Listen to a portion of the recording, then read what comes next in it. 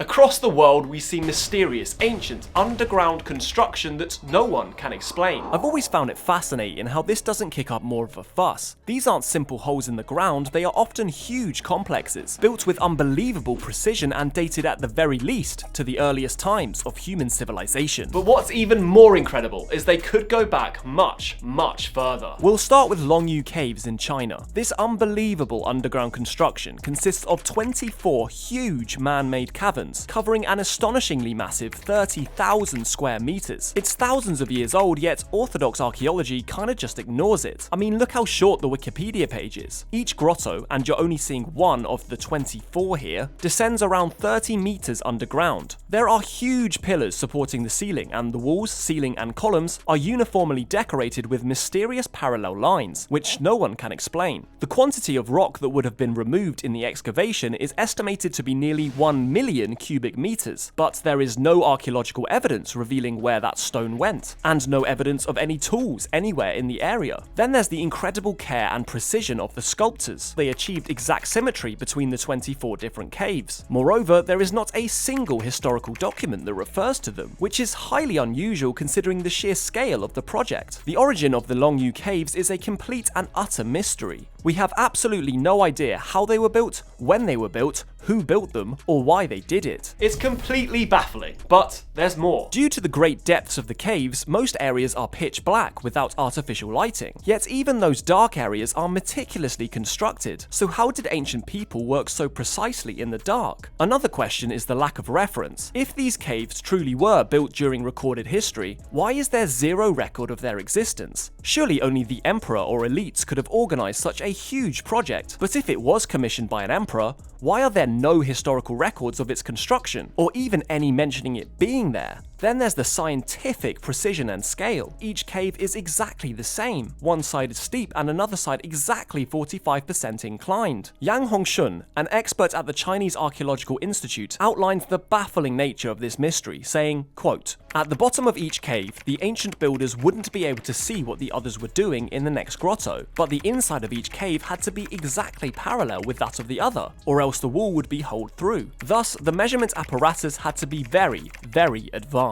So how did they achieve this precision? What were their methods? And who could have done this?" All in all, it's completely baffling, but at least that makes it fun. But like, seriously, who could have built this? The fact that they're at least 2,000 years old, but probably much, much older due to the complete lack of historical reference is absolutely astounding to me. However, Longyou caves are not the only mysterious example of ancient underground construction. We see sites like Derinkuyu in Turkey, an 18-level underground city carved deep into the volcanic rock, large enough to have sheltered as many as 20,000 people. This vast underground city covers 445 square kilometers. The complex is a stunning example of ancient engineering, complete with ventilation shafts, wells, water tanks, and an extensive network of passages and tunnels. If you look at mainstream sources, they tell you the city might have been built by the Phrygians in the 8th century BC, but there's really no evidence for this. There are no artifacts or inscriptions from the Phrygian period found in the lower levels. We know they occupied the city when they ruled the local area, but there's nothing to suggest they built it, or even ventured into its deepest layers. Some suggest it could have been the Hittites or the Assyrians, dating back to roughly 2000 BCE, but again, there is zero evidence for this. We just have no one else to attribute it to, and because everyone knows there were no civilizations before this, then it must have been them. Then there's Kaymakli, another underground city in Turkey,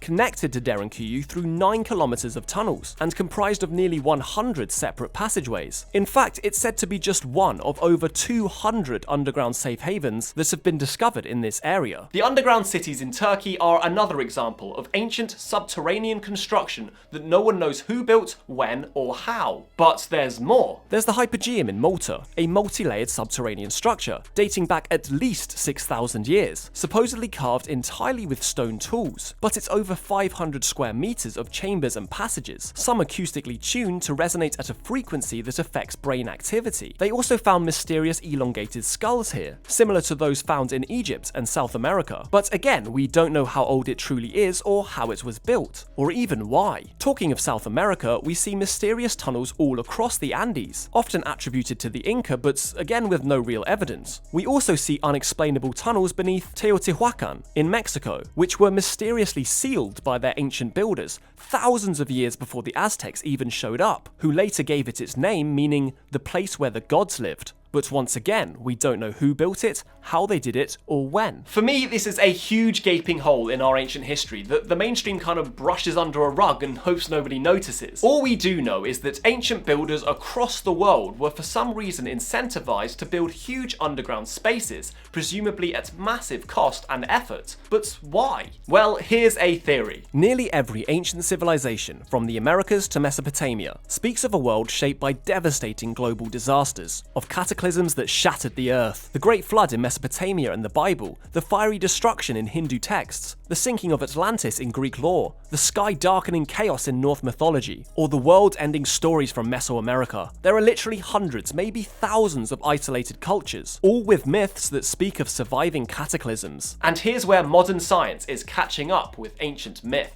Over the past few decades, breakthroughs in geology and climatology have confirmed that Earth has endured catastrophic upheavals, and not just in the distant past, but fairly recently. Between roughly 15,000 and 10,000 years ago, as the last ice age ended, the planet was rocked by a series of violent shifts. Sea levels rose dramatically, there was mass extinction, and at the heart of it all was a period known as the Younger Dryas. This 1300-year cold snap began and ended with massive climate shifts, one plunging the planet into a deep freeze, and another violently pulling it back out, setting the stage for the climate we live in today. These shifts were so extreme that they would have completely reshaped human life on the planet, wiping out any advanced societies that could have existed and forcing survivors to start over from scratch. Many scientists now believe the Younger Dryas was caused by a comet impact, with evidence including layers of platinum-rich dust, microspherules, catastrophic flooding, and a sudden spike in wildfire activity found in geological records. And what's interesting is we see warnings of cosmic dangers from the sky in ancient myth. Cultures around the world speak of fire raining down from the heavens. In ancient Greek myth, Phaethon loses control of the sun chariot, scorching the earth, before Zeus strikes him down with a thunderbolt. Native American legends describe sky-born serpents and fiery dragons bringing chaos to the earth. The Norse Ragnarok speaks of stars falling and the sky splitting open. And then there's Gobekli Tepe,